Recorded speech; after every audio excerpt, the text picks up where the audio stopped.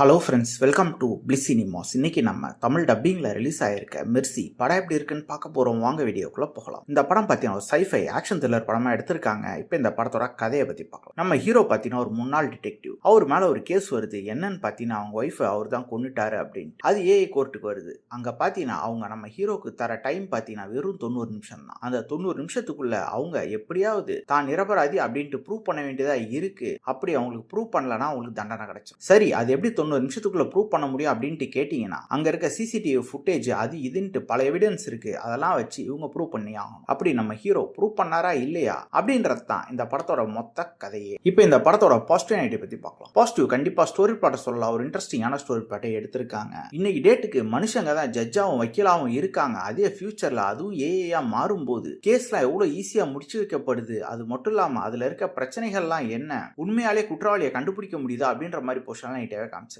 Performance நம்ம hero ஒரு அல்டிமேட்டான performance கொடுத்திருக்காரு. அவரை ஃபாலோ பண்ண அந்த படத்தை பார்த்து முடிச்சிடலாம். அவர் கேரக்டர் தான் நீட்டாவும் எழுதவும் செஞ்சிருக்காங்க. படத்துல வர ட்விஸ்ட் அண்ட் டர்ன்ஸ்லாம் ரொம்ப நீட்டாவே ஒர்க் அவுட் ஆயிருந்தது. அதே மாதிரி இவங்க மெயின்டைன் பண்ணிருக்க சஸ்பென்ஸ் ஃபேக்டரா இருக்கட்டும் எல்லாமே ரொம்ப நீட்டாவே ஒர்க் அவுட் ஆயிருந்தது. டெக்னிக்கலியும் படம் பயங்கர சவுண்டா இருக்கு. சினிமோட்டோகிராஃபி, சவுண்ட் எஃபெக்ட்ஸ், பிஜிஎம் எல்லாமே நல்லாவே பண்ணி கொடுத்திருக்காங்க. ஸ்கிரீன் பிளேஸ் பார்த்தீங்கன்னா ஒரு இன்ட்ரெஸ்டிங்கான ஸ்கிரீன் பிளே தான் எழுதி எடுத்திருக்காங்க. இந்த கதையை கேட்கும் போதே நமக்கு ஒரு கற்பனை வரும். கிட்டத்தட்ட அதை பேஸ் பண்ண மாதிரி தான் படமும் இருந்தது. பார்க்கறதுக்கு நல்லாவே இருந்தது. கண்டிப்பா இந்த படம் எல்லாருமே ஒன்ஸ் பார்க்க வேண்டிய ஒரு படமா தான் இருக்கு. ட்ரை பண்ணி பாருங்க. படத்துல அடல் கண்டென்ட்லாம் இல்ல, ஃபேமிலியோட ட்ரை பண்ணலாம். இந்த படத்துக்கு IMDbல 6.2 கொடுத்திருக்காங்க. 10,000 பேர் ஓட் பண்ணிருக்காங்க. இந்த படத்துக்கு நம்மளோட ரேட்டிங் கேட்டீங்கன்னா 7 மார்க் கொடுக்கலாம். இன்னொரு வீடியோல சந்திக்கலாம். தேங்க்யூ.